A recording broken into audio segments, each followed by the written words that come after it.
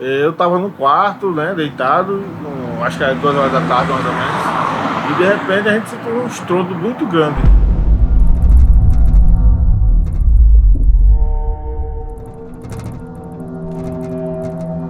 Eu estava ali num depósito de bebida que tem ali, estava tomando uma cervejinha com um primo da minha esposa, quando eu senti o portão tremer.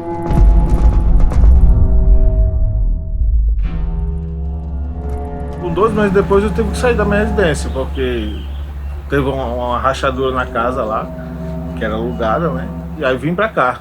Em 2018 vim pra cá, pra essa casa aqui na Amiga Palmeira, e hoje eu vou ter que sair daqui.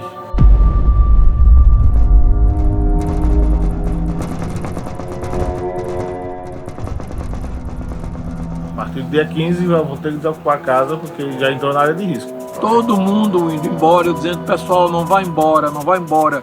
Sua casa não vai cair, bebedouro não vai afundar.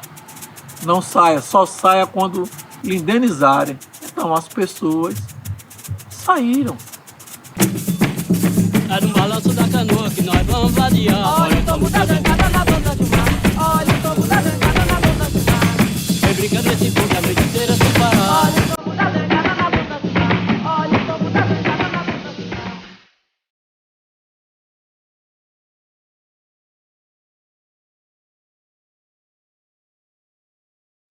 Maceió, ela nasceu no Jaraguá, que é perto da área portuária, mas todo o fluxo, todo o trânsito dessas mercadorias, o caminho era Bebedouro. Então a cultura maceiense, a cultura alagoana está extremamente ligada a esses bairros.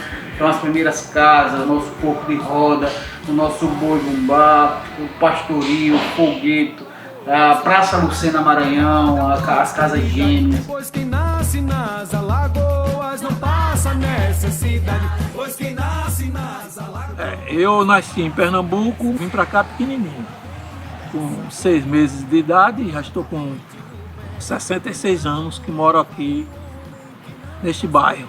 Nessa casa aqui o senhor mora há quantos anos? Eu já moro há mais de 40 anos, 41 anos mais ou menos isso. Acabou tudinho, tudo acabou. E Bebedouro era um celeiro de folguedos populares. Nesta praça aqui, como aqui na minha porta aqui, eram armados aqui os parques de diversões aqui. Na minha porta aqui ficava a roda gigante aqui, ficava aqui carrossel, os brinquedos ficavam todos aqui espalhados aqui da minha porta, e aí na praça ficavam aí os brinquedos e tinha as apresentações artísticas e culturais. E todo esse processo histórico, as nossas raízes, foi afetada por conta desse problema do afundamento dos bairros. Talvez nossos filhos e netos não possam ver mais essa cultura. Então, a mineradora ela protocolou junto da Agência Nacional de Mineração um plano de fechamento dessas minas, previsto para preencher 11 minas e agora 4 minas através de resíduo sólido, que é a areia. E eles estão fazendo esse preenchimento ainda sem a certeza de poder estacionar essa movimentação das terras. E a previsão que foi feita é para que tenha isso estabilizado em no mínimo 20 anos.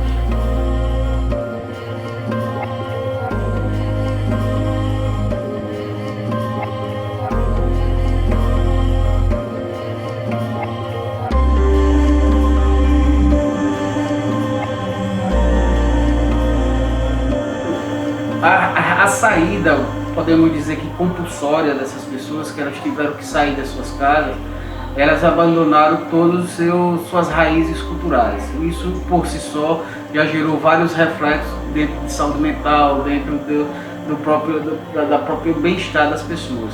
E reverberou também no mercado imobiliário, porque o mercado não conseguiu absorver essa demanda de uma forma tão rápida. Você pode ver que quase 55 mil pessoas, de uma hora para outra, saindo das suas residências, procurando imóveis, tanto para alugar quanto para comprar. O pessoal dos outros bairros, das outras comunidades, pensam que nós estamos com dinheiro, que a Braskem nos pagou milhões. Eles deram R$5.000 e R$1.000 de um aluguel. Nos bairros mais afastados daqui, residências que custavam o aluguel R$300 passaram para 1.200. Residência que era 1.000 passaram para 2.500. Eu não tenho condições, por ser aposentado, de pagar, fazer um negócio desse. Eu não tenho. Eu não tenho nem coragem de sair, porque eu vou procurar o quê? Todo mundo aqui não tinha problema nenhum. Aí onde é que a gente vai agora encontrar um condomínio fechado, uma casa desse tamanho, com 1 metro quadrado que eles estão oferecendo, que é R$1.800. Ou seja, é uma coisa absurda, né? E o pior é que, assim, tem a chancela dos órgãos que deveriam estar protegendo a gente. Houve uma pressão do Ministério Público Federal, tal, dos órgãos, para ela apressar. Eles garantiram que iam pagar a gente a partir de janeiro. Já estamos em maio. E tem pessoas aqui desse condomínio que nem a primeira reunião foram chamadas ainda. Como em qualquer parte desse país, uma residência igual a minha, ela vale uma fortuna. Porque você tem uma parada de ônibus a menos de 50 metros de sua residência, uma igreja, quantos tem aqui? 20 metros da sua casa. Eu me sinto triste, me sinto abatido por não ter ninguém para me defender, somente Deus. Tava tão boa pra quem mandou me chamar. A vida tava tão boa pra quem mandou me chamar. Eu tava no Juazeiro, no sertão do Ceará. A vida tava Então todo o município de Maceió, ele está completamente afetado pelo problema dos bairros. Não é só um problema pontual dos bairros. Nós temos que ter consciência que uma via arterial ela foi interrompida. Isso gerou um fluxo novamente para uma via arterial importante que nós temos aqui, que é a Fernandes Lima. 600 carros por hora foram transportados dessa via para Fernandes Lima. Então, por si só, isso já gera um colapso no trânsito. Tínhamos um modal de VLT que nós não temos mais. Nós temos que pensar essa mobilidade para Maceió, novos fluxos, novas vias. Perdeu os serviços públicos, nós temos a consciência e a certeza que houve também um dano econômico, entendeu? Vários comerciantes que não tinham e não têm ainda o seu imóvel e o seu estabelecimento no local da área atingida, mas eles sofrem diretamente a falta daqueles clientes que vinham comprar na sua loja, que vinham fazer o comércio movimentar. Então nós estamos também fazendo esse estudo do impacto econômico desse problema da mineração e do afundamento dos bairros, não só na área atingida, mas em todo o seu entorno. O acordo que foi feito com o Ministério Público foi em torno de 1.200 bilhões. Nos nossos levantamentos que nós fizemos, esse prejuízo chegou a quase 20 bilhões.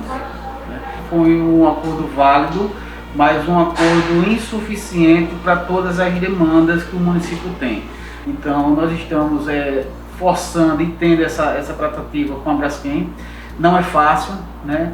É um procedimento que a gente sabe que gosta de postergar muito as decisões, então o tempo é um fator importante, tanto a gente quer diminuir o tempo e a gente verifica que eles querem ganhar tempo.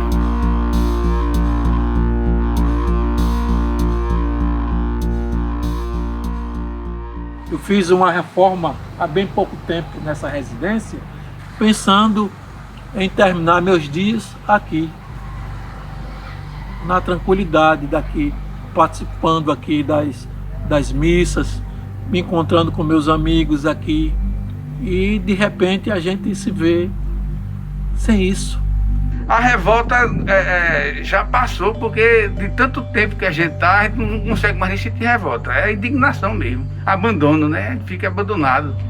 Se o dinheiro que a Braskem diz que está provisionado, que é 9 bilhões ou 10 bilhões, se está lá já, por que essa demora para pagar o povo?